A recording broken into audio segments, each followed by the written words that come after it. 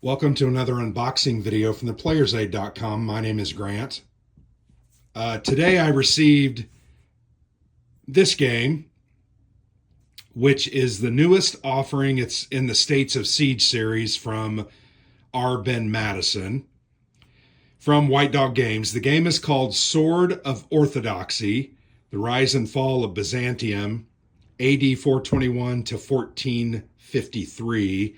So this is the Eastern Roman Empire after the West has kind of fallen, and the barbarians have invaded Rome proper through Gaul and Germania.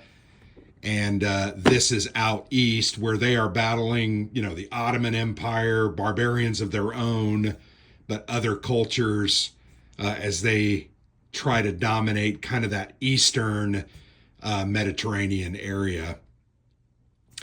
Very famous painting that they've used for the cover here.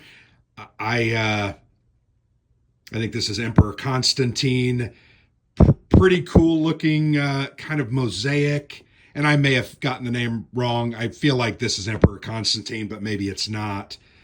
But this is a boxed version of this game. So you can see it comes in a box. This is the way I prefer to buy them. This cost me $57. I've noticed the prices have gone up just a little bit. Obviously, printing and shipping, everything's getting harder. Love the goldenrod color. There's a look at the back of the box. You've got the title up here, kind of a description. It's a 1,000-year epic covering the Eastern Roman Empire. They are going to fight off Kiev, the Bulgars, Ottomans, go from basically Spain to Mesopotamia, Persia, and a big game, both in scope and in time. But this game is going to play like in 90 minutes to 2 hours. I think there's 27 turns.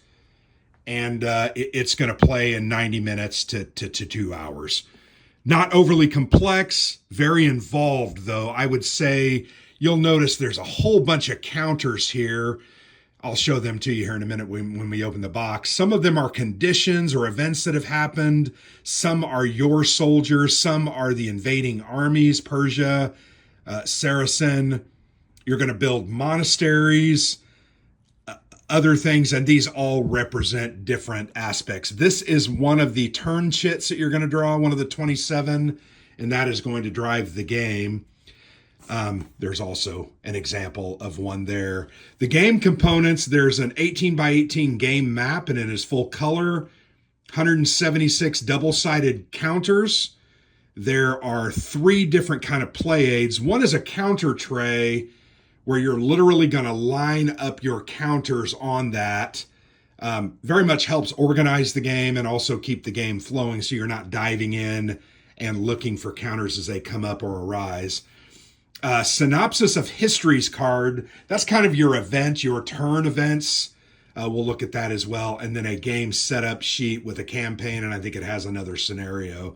The rulebook is 24 pages. It is also full color, but there's a look at the back of the box. Very much excited about this one. Once I received it, I cut the box open immediately and wanted to dive into an unboxing because I want to play this one probably this week and weekend. Although I do have Viva Mexico set up over there from White Dog Games. So the first thing you see when you open the box is the full counter sheet. Once again, how many counters did I say? 176, and they are double-sided. So here's a look at all the different types.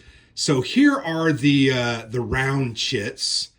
So you're going to punch all of these out. 2, 4, 6, 8, 24. There's 28 of them. You're going to punch these out, and you're going to put them into a draw cup, and then you're going to randomly draw them. The game probably starts with 1 out on the first turn. But that is kind of what is going to drive the game. They have different symbols on them, from events to combat. They are also going to move or activate the different tribes or cultures. These are the culture counters here that will be moving on the tracks to try to get into Constantinople and destroy you. Here are some of, I think, your lords and your forces, different event counters. I'm sorry, I call that Emperor Constantine. That's Basileus, the great general from the Eastern Roman Empire. You guys are screaming at me, I know. You've got some Christian counters there, so that's going to take into account, obviously, the Christian movement. And then once again, these are the different enemies that are going to move against you. You'll notice they'll have a number, and then they have a symbol that represents their nation. That number specifically is the target number you are trying to roll when you are attacking them, hoping to drive them back. So you can see there are some twos, the Armenians, the Ilkhans, there's even a one there, nomads, and then there are several fours, the Seljuks, the Persians, Saracens, etc. There's different counters. They're double-sided, but I'm not sure they say path on the back. I haven't read the rules yet. Here's a bunch of the kind of event tokens and different game markers. They're beautiful, full color, which makes it nice, a game that's nice to play, but also a game that is easy to play because the counters are big. They are kind of die cut or laser cut, for lack of a better word. I don't know that they actually use a laser. Blue Panther prints these, but you can see they're nice thick counters. You will not be clipping these. There are nubs on them. You'll notice that. That's my only complaint, but they don't stack necessarily on top of each other, or there's not contiguous lines of counters, so it doesn't matter as much as in a hex and counter war game. The next thing that we see is the beautiful map. It's a smaller map. A lot of times they are bigger than this, but I kind of like that it's small. I'm actually totally okay with that. Title up in the upper left-hand corner, White Dog Games logo. You have a various number of DRMs and modifiers to rolls. You're going to track those with different markers. Here you have what is called the chronographia, or the turn track, basically. Goes from turn 1, which represents 421 to 460, so whatever that is, about 39 years, all the way to turn 27, you can see there. And you are going to, remember I mentioned these counters. You're going to pull these from a draw chit cup, and you're going to place those in there. And that is what is going to start the round. Now, if you've played States of Siege series games, particularly the older, more classic ones, they used to use cards to activate the units on the board that are your enemies, but also to give you your numbers of actions. In this one, that's a little bit different, but I like the chit draw. It makes the game go a little quicker, I feel like. Here is the omnibus markers track. That's going to track like your resources, your levels of victory, different things. And then you may be looking at this board going, what the hell is this? Well, this is a States of Siege series board, very typical. You've got Constantinople as the center point, and it's written here in the royal purple color.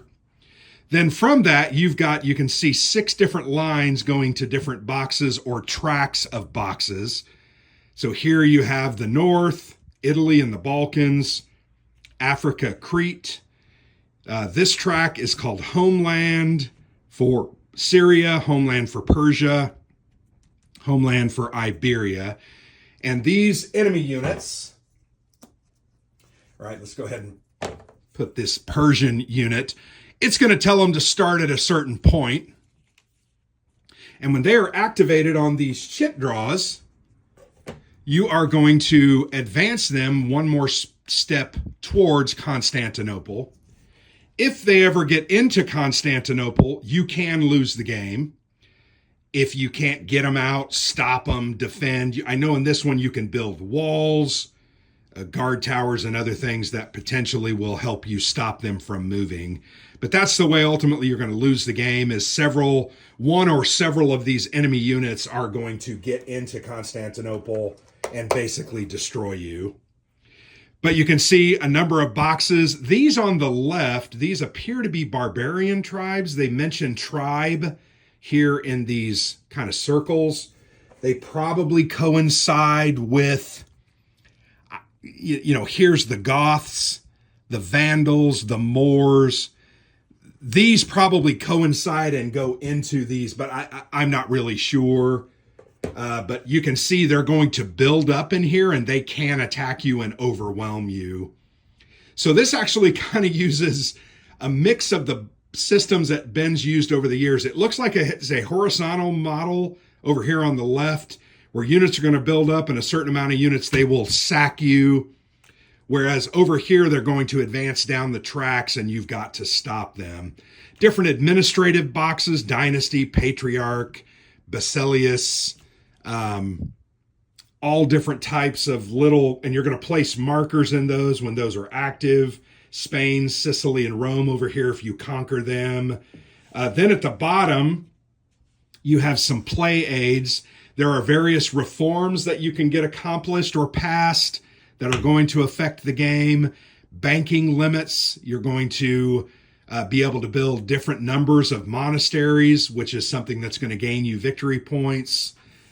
You also have the Crusades track down here, which is cool. You have an Arabia box, just all different kinds of boxes. I actually like, it's a little bit of a mess, frankly, but I like that they've used kind of an antiquity map or picture to depict this area. I think it looks pretty good, but that's me. I'm just trying to, here's the Boot of Rome. So this is the Balkans, and then this is Turkey, Asia Minor area. But nice looking board, looks very effective and functional. So we've talked about the counters. Let's go ahead. So here is that rule book, and the rule book is 24 pages, with basically the back page being credits and a couple of tables that you're going to use: Ottoman Empire table, War in the East table, Crusades table. Don't exactly know how those work, but that's what those are. 24 pages of rules. They are fairly dense rules, but one thing that Ben does well, he has a table of contents that helps you get to the section that you need. They are also numbered. This is 1.0 introduction. Then there is various text, like it says blue skinny text like this illustrates an example of play. Red text is something that is important. So you're going to look for that kind of throughout the rule book, as you can see. And it really just helps you play the game, keeps it straight, keeps you kind of moving, forward and on task. But a nice rule book. You're actually going to be honest, you're going to read the rules, and then you're going to refer to the rules, but there is a sequence of, here we go, sequence of play right here. So you've got a full sequence of play aid. There are all the way through the letter H. So 1, 2, 3, 4, 5, 6, 8 different phases that you're going to have to go through. And you literally can follow this down. Once you kind of get comfortable with the rules, you can play off of this play aid. It even will refer you to the different section of the rule book that you're going to turn to understand those. That's very, very nice. On the back of that play aid is that kind of event table. You're going to roll a d6 and then add the turn number. So if you were in turn number 8, you're going to roll a d6. Let's say I rolled a 3. 8 plus 3 is 11. I'm going to find the 11 through 12 column, and it's going to be Iconoclasm, Armenian Revolt, Coptic Revolt, Lombards, Plague, Riots, and Slavs. Those are all things that are going to happen or can happen. This typically is bad stuff, but occasionally it has a good thing. Not often. Here is that counter tray that I mentioned to you, counter tray for easy setup. It is going to tell you where to put all the different types of counters. There are 14 dynasty counters. Military markers gives you the numbers and the type. Assorted markers, geography, infrastructure, sieges. You're going to stack all those counters on this tray, and it's going to really help you keep things straight and allow you to play the game. Right? Very, very helpful. Ben has done a great job with those. And then here is the campaign scenario game setup. So it looks like there's not necessarily any small scenarios. But once again, this is going to play out 1,000 years of history in about 90 minutes. I don't know that 100% for sure because I haven't yet played it, but that has been typically my experience with these games. So there you have it. Sword of Orthodoxy, the newest edition in the States of Siege series designed by R. Ben Madison. I'm so excited about this. I'm going to punch these counters out. I'm going to throw some plexi over my board just to flatten it out. I'm going to get to reading the rules, and I want to start playing this one tonight. So I very much appreciate you watching. Thanks for watching the video, and I've been Grant for the Player's Aid.